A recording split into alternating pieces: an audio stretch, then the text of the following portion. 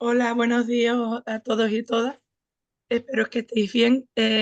Nos enfrentamos a una nueva sesión de la revista Radiología que nos dio la oportunidad el doctor Pedraza de introducir desde el año pasado. Y en esta ocasión nos vamos a un tema que no es, aunque no sea clínico, pero sí es muy asistencial. Nos lo va a exponer nuestra compañera Sara Lojo del Hospital de Ferrol. Y bueno, esta idea llegó a través de la vocalía de gestión y calidad. La doctora Fátima Matute fue la que lo propuso. Y desde la CEGECA, en coautoría, pues elaboraron este artículo sobre Green Radiology. Como experto nos acompañan dos compañeros, el doctor Sergio Moyano del Hospital de Cáceres y el doctor Ángel Sánchez del 12 de octubre. Y bueno, recordaros que este artículo ya fue publicado y que en redes sociales tenéis el enlace al mismo. Así que sin más dilación, Sara, cuando quieras, muchas gracias. Ay, perdón, y recordar a la audiencia que pueden hacer preguntas a través del chat. Bueno, muchas gracias, Cristina. Eh, bueno, mi nombre es Sara Lojo. Para los que no me conozcáis, soy radiólogo vascular en el Hospital Arquitecto Martí de Ferrol.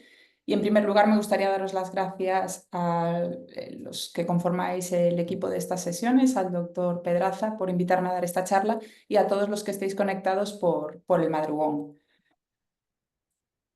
No tengo conflictos de interés. Y bueno, el cambio climático no es nada nuevo. Desde el año 1824, si habéis oído bien, hace 200 años, existen alarmas científicas que anuncian la situación actual. ¿Y qué es lo que hemos hecho desde entonces? Pues en realidad, bien poco. Nos hemos acostumbrado a imágenes como esta, en la que se demuestra que nuestra temperatura global es cada vez mayor, con impacto directo incluso en la mortalidad, y ya no tiene efecto en nosotros comprobar que los glaciares, como este del Monte Perdido en los Pirineos, están desapareciendo. El impacto de estos cambios se extiende a nivel mundial. Por ejemplo, África ha experimentado fuertes inundaciones en el 2024 y pérdidas agrícolas importantes con más de 12.000 cabezas de ganado perdidas solo en Kenia. Y esto afecta a la seguridad alimentaria y al final al sustento de millones de personas. América Latina ha enfrentado incendios devastadores como el Bosque Nacional de Brasilia, donde se perdió el 20% de un área protegida, y países vulnerables como Bangladesh sufren la destrucción de decenas de miles de hogares debido a la existencia de ciclones. Además, los países que menos contribuyen al cambio climático, los menos contaminantes, son los que más afectados están, lo cual subraya la injusticia y la necesidad de financiamiento internacional para la adaptación y la mitigación de estos impactos. Según la ONU, en el 2050, unos 4.000 millones de personas van a vivir en tierras desérticas, sobre todo en África y en el sur de Asia, y confirma que la contaminación del aire mata ya a 7 millones de personas cada año. A los que no la conozcáis, la COP28 es la 28ª conferencia de las partes de la Convención Marco de las Naciones Unidas sobre el Cambio Climático, y esto no es más que una serie de cumbres anuales donde se reúnen gobiernos, expertos, organizaciones y activistas de todo el mundo para discutir y coordinar políticas sobre el cambio climático. Esta cumbre este año se va a realizar del 30 de noviembre al 12 de diciembre en Dubái, en Emiratos Árabes, y un punto clave va a ser la evaluación global, es decir, un proceso de análisis del progreso mundial en el cumplimiento de los objetivos del Acuerdo de París, y entre ellos está limitar el calentamiento global a 1,5 grados.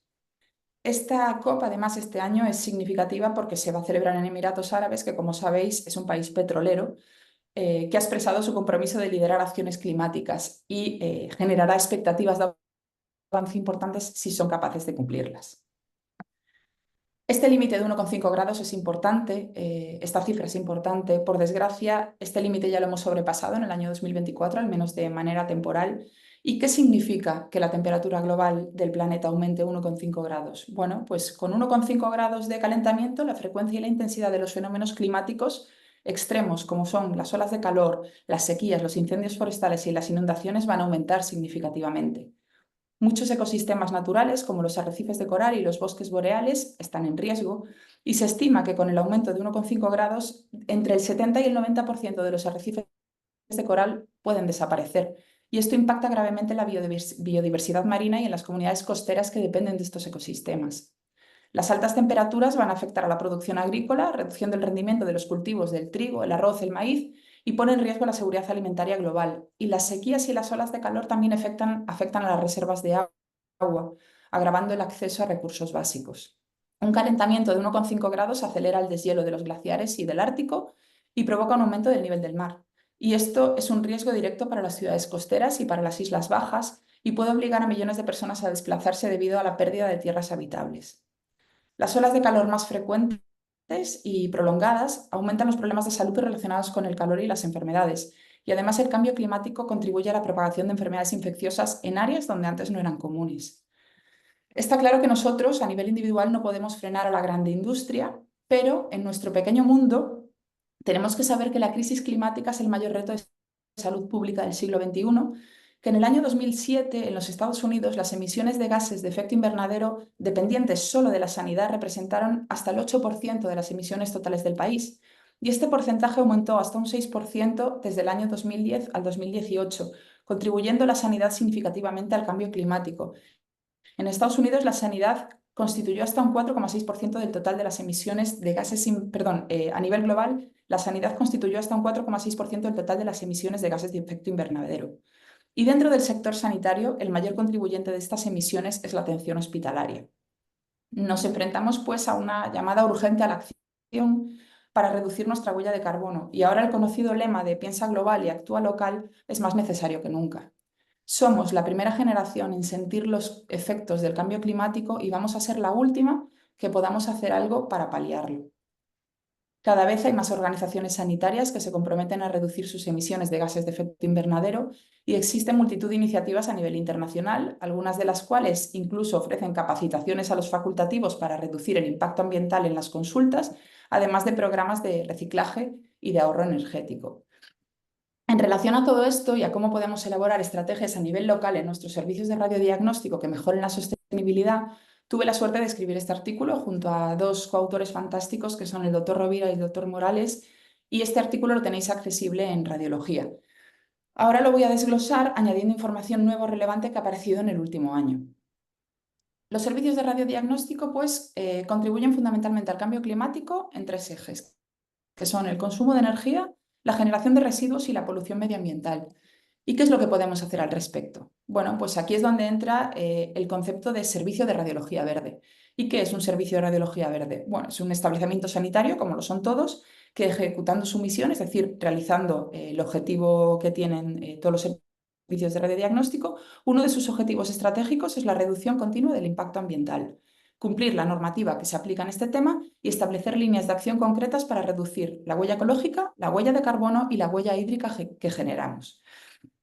El enfoque de la práctica de la radiología verde se basa en 4 principios y ejes estratégicos que son reducir el uso de energía y otros recursos como el agua y los productos químicos, reciclar y eliminar adecuadamente los desechos y los residuos, reducir el impacto ambiental de las radiaciones ionizantes y promocionar prácticas de radiología ecológica. En cuanto al consumo de energía, se ha demostrado que, por ejemplo, los sistemas de imagen intervencionista tienen un consumo anual proyectado que varía entre 3.600 y 26.000 kilovatios hora. Y esto es equivalente al consumo de entre 1 y 5 viviendas de 4 personas. Se encontró, además, se demostró que casi entre el 90 y el 99% de esta energía se consume cuando los equipos están inactivos. Y inactivo no quiere decir apagado. El mayor porcentaje de la energía que se consume es cuando no tenemos pacientes utilizando los equipos. Si hablamos de huella de carbono, casi la mitad de la huella, hasta el 49%, se atribuye al consumo energético de los sistemas de calefacción, de ventilación y de aire acondicionado, que a menudo funcionan fuera del horario programado. Parece que no tiene mucho sentido que el hall del hospital esté encendido a las 5 de la mañana o que el salón de actos esté climatizado a las 3 de la mañana cuando no hay nadie dando una charla. También se encontró que el 41% de la producción de CO2 proviene de la fabricación y de la entrega de instrumentos quirúrgicos de un solo uso que tan comunes son en nuestros hospitales. Frente a este consumo energético, ¿qué podemos hacer al respecto? Bueno, fundamentalmente tendremos que elegir equipos eficientes a medio y a largo plazo y revisar estos equipos para que funcionen más tiempo y de manera optimizada. La gestión adecuada de la obsolescencia de los equipos y su renovación en tiempo adecuado contribuye a que sean más eficientes y a que reduzcan su huella de carbono. Los equipos más modernos, además de disminuir el consumo energético, también reducen la emisión de radiación. Y en el año 2020 se estimó que la pérdida de energía por el no apagado de equipos de radiología era de 49 teravatios hora y el consumo de una media de 32 estaciones de trabajo al año era un equivalente a 100 barriles de petróleo. Se ha calculado que el apagado de las consolas después de utilizarlas puede suponer un ahorro energético de hasta el 45%. Entonces, ¿qué es lo que tenemos que hacer? Apagar el ordenador, apagar la luz y apagar el ecógrafo cuando no lo vayamos a utilizar. Entre otros factores, podemos invertir en sensores de ocupación y utilización de luces LED que van a detectar cuando hay alguien dentro o fuera de las salas y cuando no hay nadie, que se apaguen.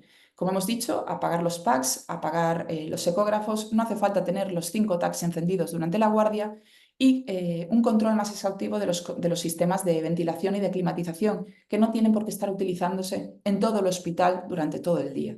Además, también es importante el aislamiento térmico para evitar la pérdida de calor. Y si hablamos de los equipos técnicos, de los aparatos que tenemos en el hospital, ¿qué necesidades tenemos? ¿Somos consecuentes con lo que necesitamos? Porque para tratar de tener un consumo más sostenible existen algunos factores a tener en cuenta. Tenemos que ser conscientes de que la adquisición de los equipos puede transformarse en una compra verde. Podemos comprar equipos que sean más sostenibles, que tengan certificaciones energéticas más sostenibles. El mantenimiento de los equipos es importante, mantenerlos optimizados para que duren más y funcionen mejor. Reacondicionar los equipos en vez de deshacernos de ellos cuando se nos ponen viejos o se vuelven obsoletos. Cuando hay que retirarlos, saber y ser responsables de qué se hace con esos equipos, si los tiran a un vertedero, si se mandan a países del tercer mundo para reacondicionarlos y que allí puedan tener una segunda vida, y fundamentalmente el apagado de los equipos, que como hemos dicho es el mayor porcentaje de consumo energético. Otro factor a tener en cuenta que nos introdujo la pandemia es el desarrollo del teletrabajo o abolir un poco la asistencia a los macrocongresos. Está bien reunirse de vez en cuando, pero es necesario viajar tantas veces al año, es necesario hacer tantas reuniones presenciales con el consumo y los gastos que ello supone, porque podemos aprovechar lo mismo si hacemos este webinar online que si lo hacemos presencial, si teletrabajamos, si hacemos consultas telefónicas en vez de hacer que los pacientes acudan a nuestro hospital de manera presencial. También hay pequeñas medidas como asistir al hospital en transporte público o en medios más sostenibles como son la bicicleta o caminando o incluso compartir el transporte privado con otros compañeros para reducir los consumos.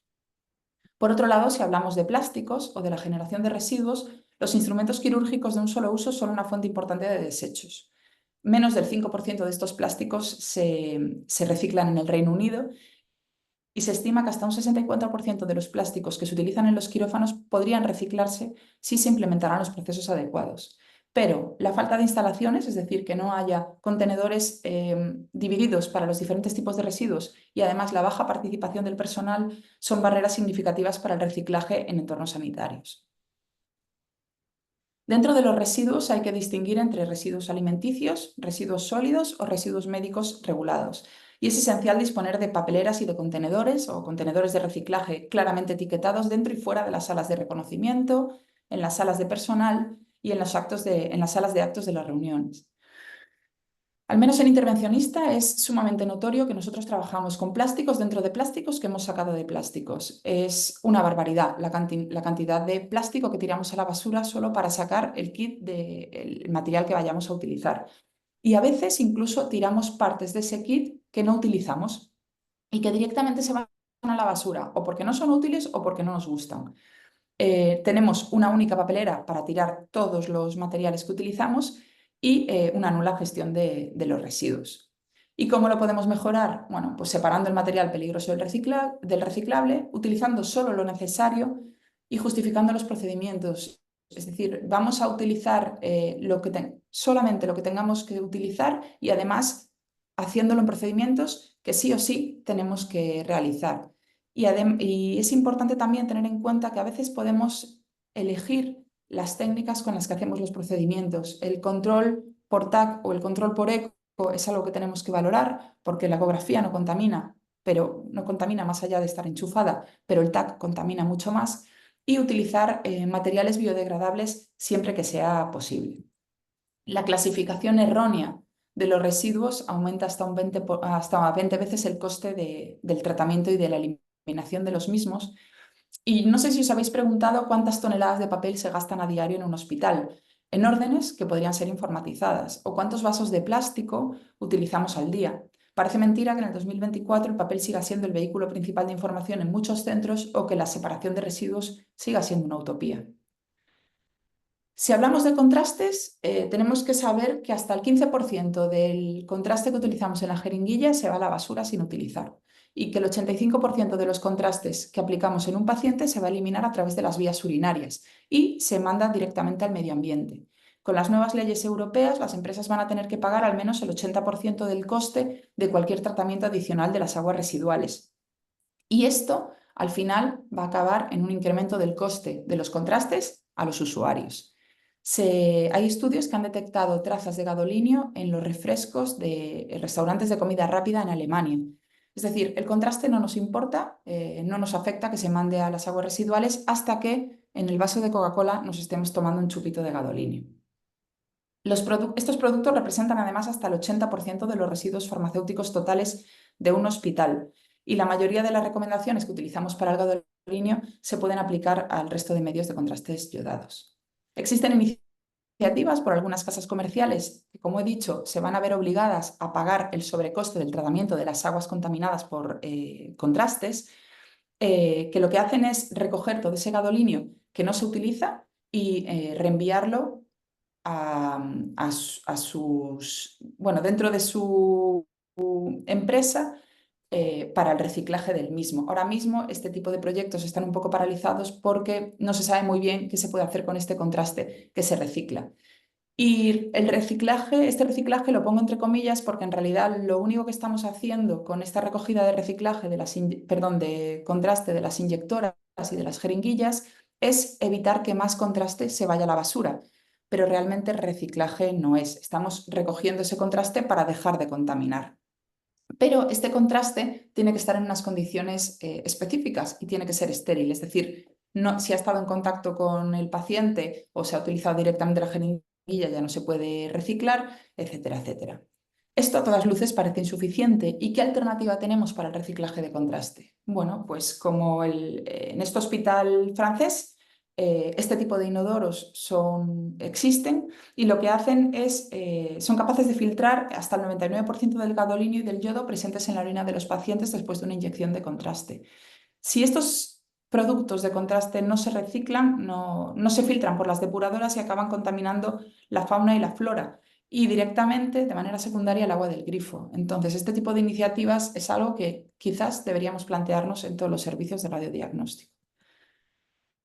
Y si hablamos de consumo de agua, se ha visto que el lavado quirúrgico, que al menos en las unidades de radiología vascular hacemos 50 veces al día, se puede sustituir por soluciones hidroalcohólicas. El primero de los lavados de la mañana debería de ser un lavado quirúrgico estándar, pero el resto de la mañana puedes utilizar soluciones hidroalcohólicas que consumen muchos menos litros de agua y que tienen las mismas condiciones de seguridad e higiene para los pacientes. Otro punto importante dentro de la radiología verde es preguntarnos si optimizamos la radiación. Hay estudios que indican que hasta el 40% de las tomografías y el 44% de las radiografías no están justificadas y se realizó una auditoría nacional en Luxemburgo sobre la adecuación de los exámenes de escáner que evidenció que hasta el 40% de las solicitudes no estaban justificadas. Entonces, ¿qué podemos hacer para optimizar la radiación? Bueno, hay aparatos automáticos que optimizan la dosis. Nuestro objetivo debería de ser obtener imágenes con calidad suficiente para el diagnóstico o, en el caso de los intervencionistas, para el tratamiento, pero no pretender obtener la imagen perfecta, porque no la necesitamos y porque los recursos que utilizamos para la imagen perfecta no compensan. El uso de sistemas avanzados como los arcos en C, con implementación de algoritmos que ajustan automáticamente los parámetros de exposición, y es fundamental abogar por la justificación de las pruebas que hacemos.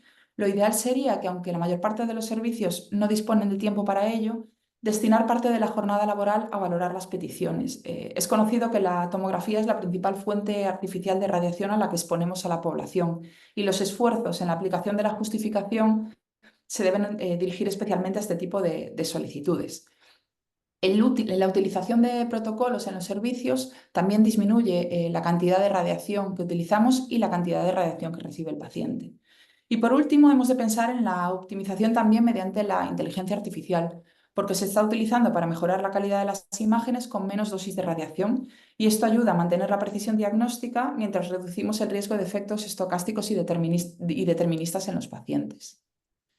Y si tenemos que hablar de dinero, que al final es lo que condiciona los cambios de conducta, la clasificación errónea de los residuos aumenta hasta 20 veces el coste del tratamiento de los mismos. Este coste es 8 veces superior cuando hablamos de eliminación de residuos clínicos y si apagamos los puestos de trabajo vamos a ahorrar un montón de euros. Hay un estudio además que dice que se desperdicia una media de casi 700 euros por caso en procedimientos endovasculares debido a la utilización, el desecho de materiales que no utilizamos. Es decir, estamos trabajando con un catéter y antes de probar si este catéter me termina de funcionar, ya estoy abriendo el siguiente. Para disminuir este consumo, que al final solo se traduce en euros, o no solo, pero para las gerencias al final se traduce en dinero, existe la técnica First In, First Out, que es que lo primero que vamos a comprar en los servicios es lo primero que tenemos que utilizar, que no se nos caduquen las cosas, apaguemos la luz, mantengamos los equipos eficientes y optimizados y prioricemos compras que tengan en cuenta el impacto medioambiental y el coste a largo plazo de los productos. En definitiva, existen cosas que no nos cuestan mucho trabajo, que de manera diaria podemos llevar a cabo en nuestros servicios y que van a suponer un cambio en el consumo energético, en la producción de desechos y en la contaminación que hacemos del agua y de los suelos. Si lo queremos reducir a un concepto muy visual, son las 4 Rs. Recicla, evita el papel, reduce el impacto medioambiental de las radiaciones ionizantes, reutiliza los materiales y, si puedes, utiliza aquellos que sean biodegradables y reeduca el staff. Es importante que seamos conscientes de que los recursos son limitados y de que, como dice esta conocida marca de ropa, no existe un planeta B, no hay otro sitio al que irnos y no hay otro sitio que dejarle a los que vienen detrás.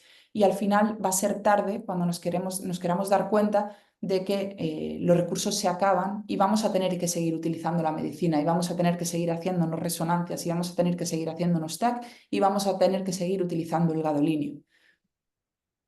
La reducción de la huella de carbono es posible, las herramientas existen, el cambio climático es una realidad y depende de cada uno de nosotros en grupo y de manera individual ser parte de la evolución o ser parte del fracaso. Es fundamental educar al staff. Esto tenemos que ponérnoslo por bandera. Esto es como cuando nuestra madre nos decía, apaga la luz, cierra la puerta que se va el calor. Tenemos que ser conscientes de que esto es un problema que nos afecta a todos. No nos cuesta directamente, pero sí nos cuesta indirectamente. Los equipos tienen que estar optimizados y eficientes y fundamental que exista liderazgo dentro de los servicios en este tema. No hace falta ser el pepito grillo del servicio, pero sí que es cierto que para que estas iniciativas se lleven a cabo tienen que estar lideradas. No podemos ser pollos sin cabeza funcionando, sino que tiene que estar estructurado. Aquí os dejo algunas referencias y algunos textos que os pueden ser útiles si queréis saber más sobre este tema. Y finalmente, darle las gracias a mis dos coautores, además de excelentes profesionales, fantásticas personas y sin los cuales este artículo no hubiera sido posible. Y esto es todo. Muchas gracias.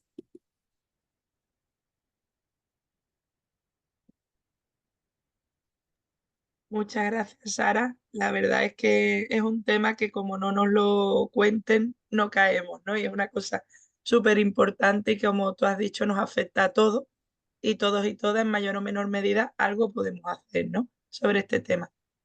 No sé qué opinan por darle un turno de intervención mientras la audiencia formula preguntas, aunque ya tenemos algunas.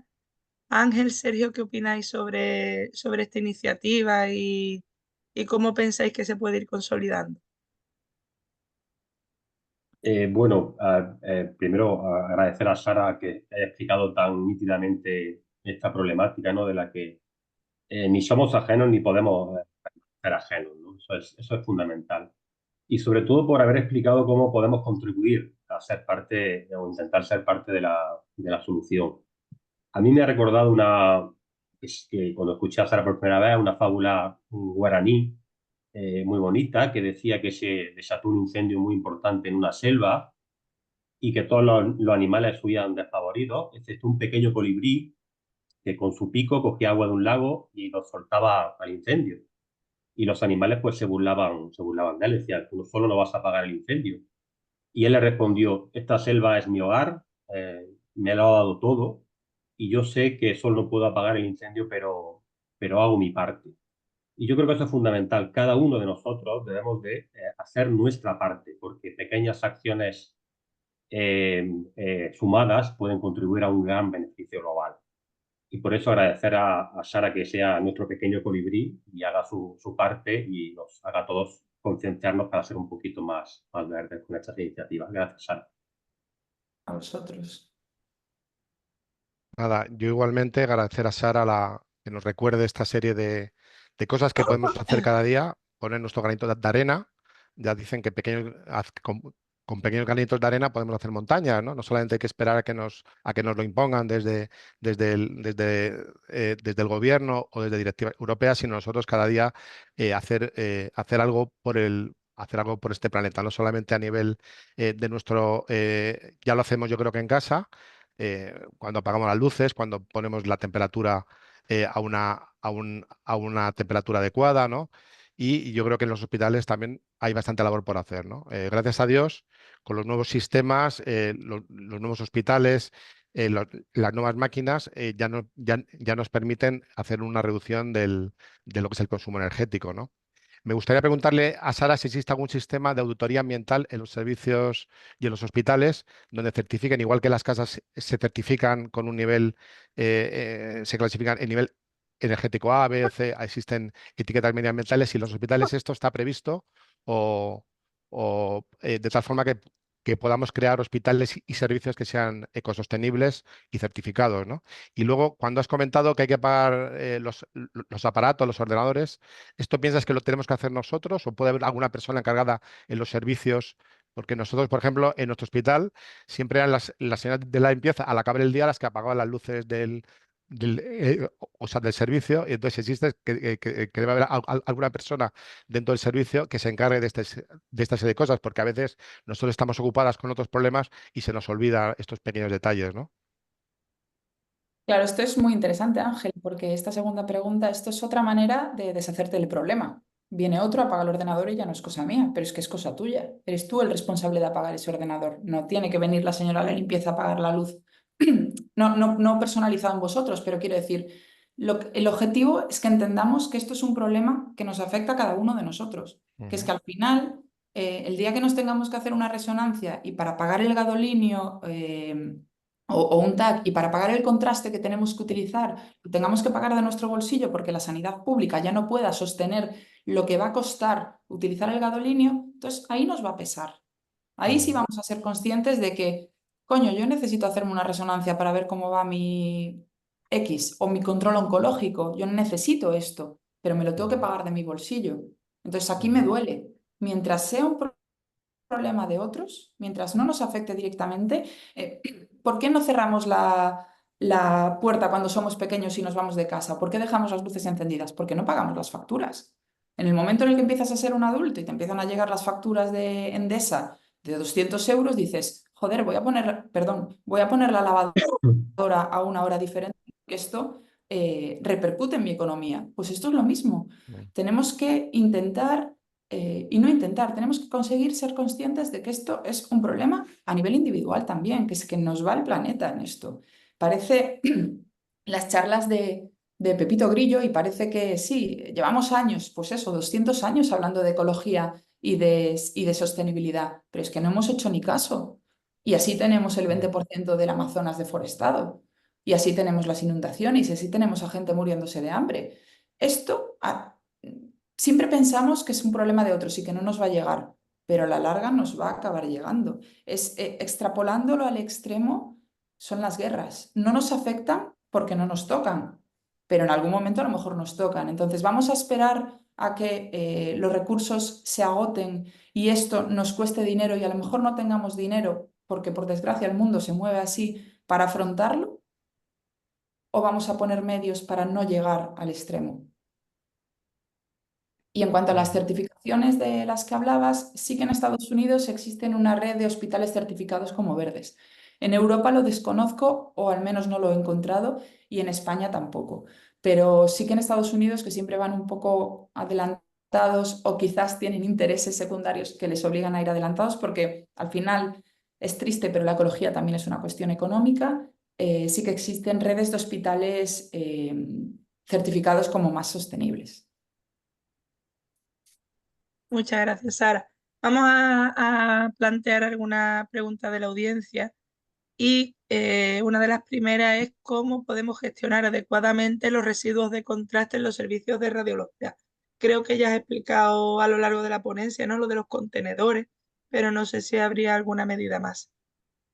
Bueno, son los contenedores, son sobre todo, ya no es la gestión del residuo, sino todo el residuo que generamos tenemos que generarlo. Es decir, a lo mejor no tenemos que abrir 3 botellas de agua de plástico al día y podemos llevarnos nuestra botella rellenable. Podemos tener una fuente en el servicio en vez de pedirle a la gestión del hospital que nos traiga 80 botellas de plástico para todos. Hay pequeñas acciones que podemos llevar a cabo no solo para el reciclaje, sino también para disminuir la generación de tanto residuo. Además de las diferentes, los diferentes contenedores, está el uso adecuado de estos recursos, es decir, ser conscientes de todo el material que estamos gastando, porque al final parece que estamos en el hospital y que nada cuesta. Y yo que he trabajado en hospital público y en hospital privado, pues ni una cosa ni la otra. Necesitamos encontrar un equilibrio. Tenemos que usar lo que tenemos que usar, pero ni es voy a trabajar con lo mínimo porque no hay recurso o porque se exprime al máximo el recurso, ni voy a abrir 200 cosas a ver cuál me sirve en vez de pararme 5 minutos y pensar qué es lo que necesito y qué es lo que voy a utilizar. Mm. Bueno, otra pregunta que va dirigida, por supuesto, a Sara, pero yo creo que Ángel y Sergio también van a tener mucho que decir, y es que, ¿qué estrategia pensáis para conseguir la implicación de los profesionales y si en vuestra experiencia es algo generacional? Es decir, si hay más jóvenes comprometidos con estas iniciativas que gente ya de mediana edad. Vosotros primero, por favor. Yo creo que es fundamental lo que ha dicho Sara de encontrar una figura en el servicio, en la unidad de referente, para que sea la que tire un poquito del grupo y haga las propuestas necesarias para mejorar y que todo sea más sostenible, ¿no? Yo creo que la figura, esa que ha comentado Sara, es fundamental, fundamental. Y creo que sí, evidentemente parece que la gente más joven, o sea, probablemente porque tenga más años por delante que vivir y que sufrir el cambio climático, esté algo más concienciada. Pero bueno, yo creo que debe ser una lucha de todas las generaciones. Sí, yo creo que al final es una labor individual y que hay que predicar con el ejemplo, ¿no? Entonces, si la gente ve o los compañeros que tenemos al lado que nosotros efectivamente apagamos el ordenador, cuando acabamos en la sala decimos que se apague si no se va a utilizar, o si no, o si no estamos en semana de ictus, si no es necesario que esté la sala encendida todo el día.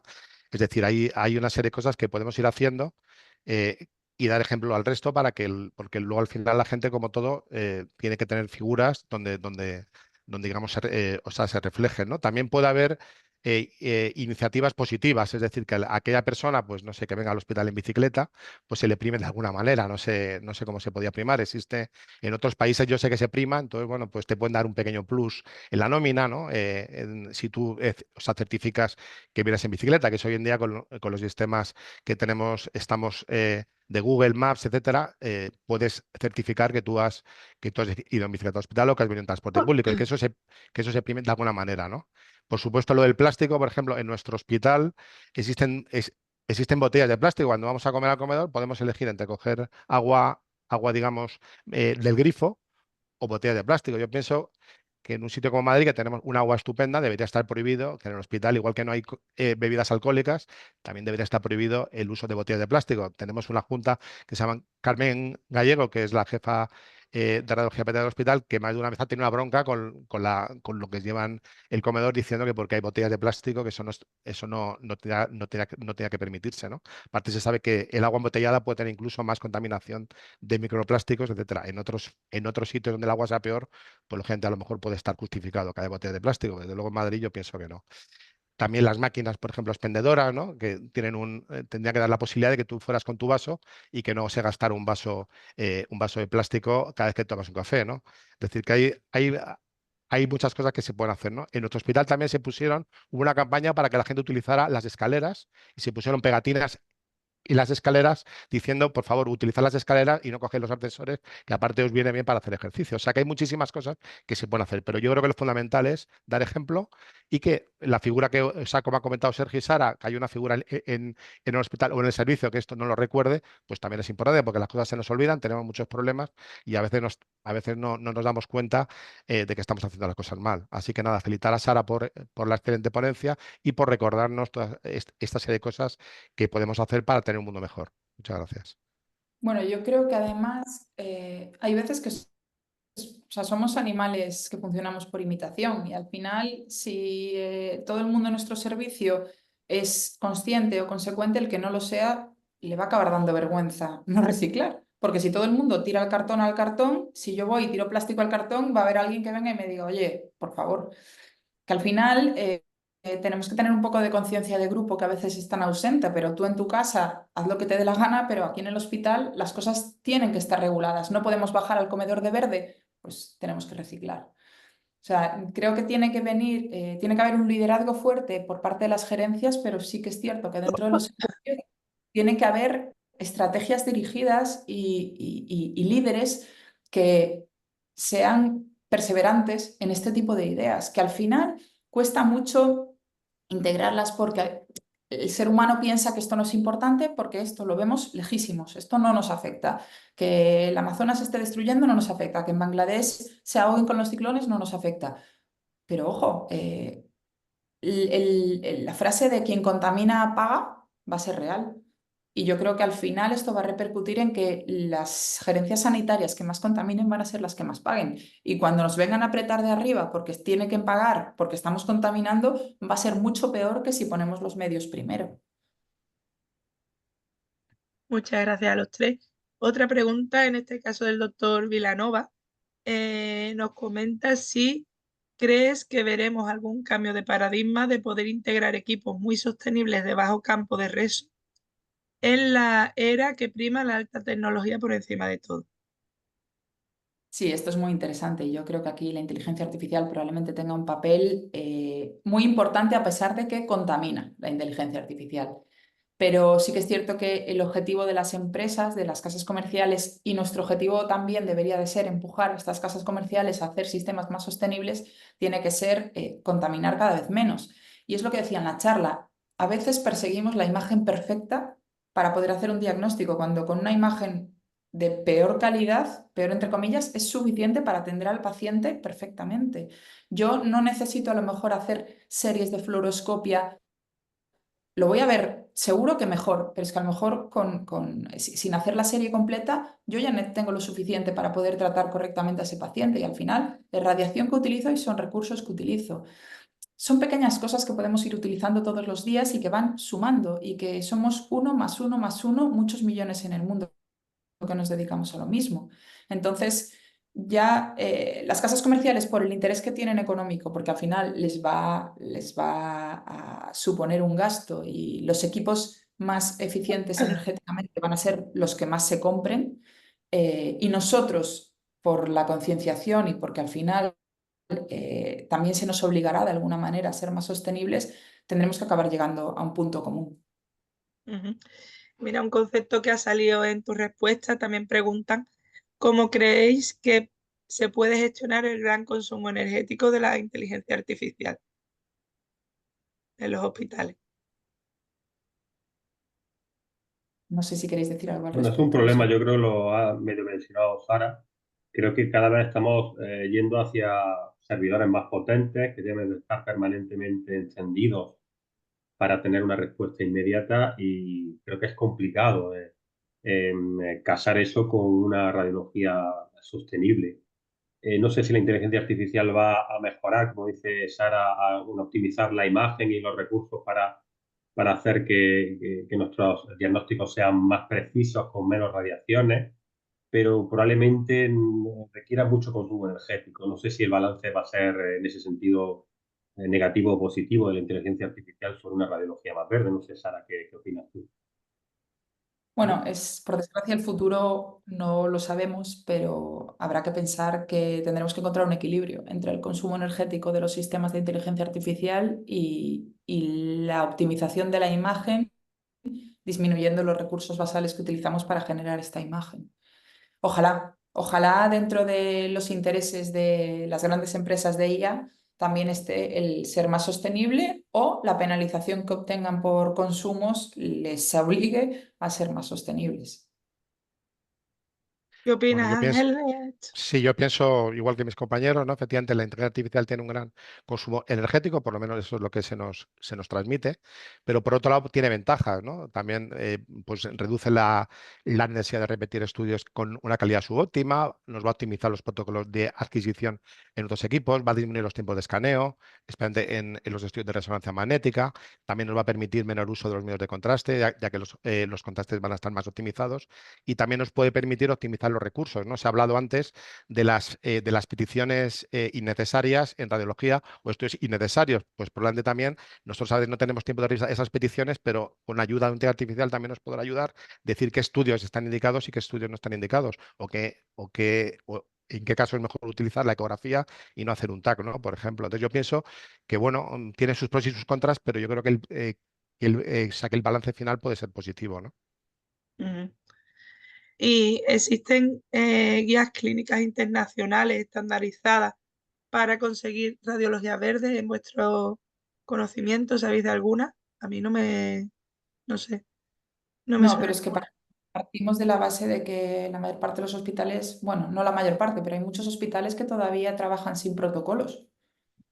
Entonces, si ya partimos de esa base en la que aquí cada uno hace el escáner como le parece y le gusta y córtame un poquito más arriba y un poquito más abajo y ponle un poquito, pues es que a lo mejor tenemos que empezar a estandarizarlo todo para disminuir los consumos y para hacer estudios de buena calidad, pero que tengan en cuenta todo este tipo de variables y a partir de ahí hacer guías clínicas de... Desde luego, creo que se van a hacer.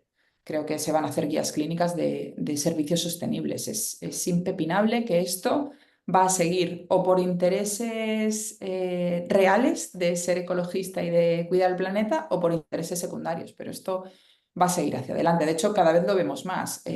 Las empresas comerciales, las casas comerciales también se ponen la etiqueta verde enseguida, que luego a veces esa etiqueta verde hay que verla con unos segundos ojos porque no es tan verde como parece o porque se trata de delegar la responsabilidad de esa ecología en el usuario, que tampoco. Pero esto yo creo que el futuro va a ser más sostenible por obligación, pero va a serlo. Bueno, es que en tu charla, una de las patas, ¿no? de este entramado de la radiología verde era precisamente la justificación de pruebas, ¿no? O sea, no, esto es como lo de lectura crítica y eso, que esto al principio tú dices, uff, bueno, pero ¿quién no está luchando por hacer pruebas justificadas? ¿Quién no está luchando por optimizar equipos, por optimizar dosis? Nosotros aquí en Andalucía ahora tenemos la iniciativa del Centro de Ajuste de Dosis y estamos elaborando protocolos consensuados entre todos los profesionales. O sea que partimos, por ejemplo, de abdomen, había como 400 protocolo, porque lo que tú dices, uno hígado multifásico, el otro lo llamaba hígado dinámico, el otro hígado SARA, ¿sabes? Así había un... Y de ahí hemos pasado a 28 protocolos, todos con ajuste de dosis, porque en el grupo pues hay radiofísico, entonces todo eso contribuye, por supuesto, a la huella de carbono y todo, ¿no? Entonces yo creo que es un tema que la mayoría desconocemos, ¿no? Vemos Green Radiology y dice, ¿qué nos va a contar? Esta nos va a contar que todo el mundo cojamos la bicicleta, que también, pero que es que yo creo que todos los puntos, en mínimo 2, 3 puntos de los que trata la radiología verde, todos los profesionales estaríamos de acuerdo, ¿no? No sé qué pensáis, Ángel y Sergio, al respecto. Sí, sí, tienes totalmente razón. Yo creo que hay que luchar no solo por eso que estamos luchando, por optimizar, por hacer nuestro trabajo más fácil y más cómodo, sino también luchar por hacerlo más sostenible. Y esa es la palabra. O sea, que hacer un frente común con todas esas problemáticas, ¿no? Y luego, por ejemplo, también es importante, yo creo que la frase de me cuesta menos hacerlo que discutirlo la hemos oído todos. De estudios que no están indicados, pero es que me parece un coñazo tener que ir a discutir con el de urgencias que esto no está indicado. Bueno, pues esto hay que discutirlo, porque cada vez los clínicos piden más pruebas de imagen y a veces es una cosa indiscriminada. O sea, estoy sobresaturado, tengo muchos pacientes y entonces pido pruebas de imagen porque no doy abasto. Bueno, tenemos un problema estructural que hay que resolver, que es que hay muchos pacientes y muy pocos médicos, pero no puede ser a base de hacer y estudios.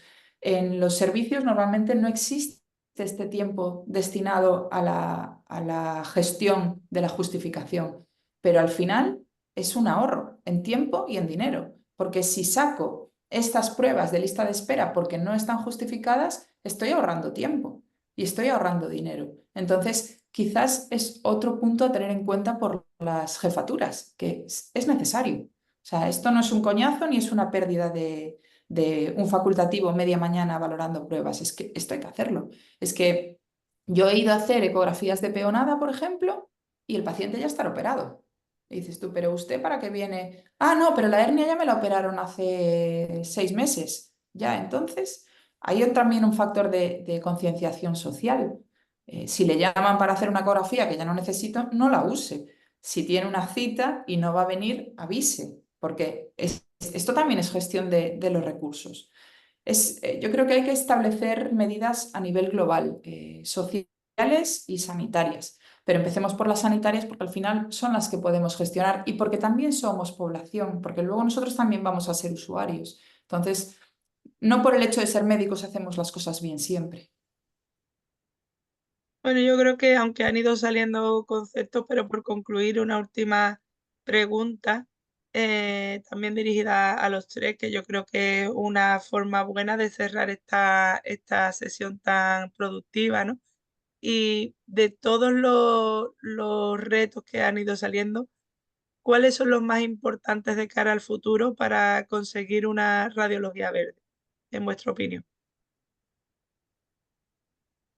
Yo creo que todos, ¿no? Todos los retos que se han expuesto son los que hay que hacer, ¿no? No basta con hacer una cosa y dejar el resto a medias, ¿no? Entonces hay que ir en todos estos frentes que nos ha expuesto Sara, intentar cada uno, pues en la medida de nuestras posibilidades, el ir avanzando en esta serie de cosas, ¿no?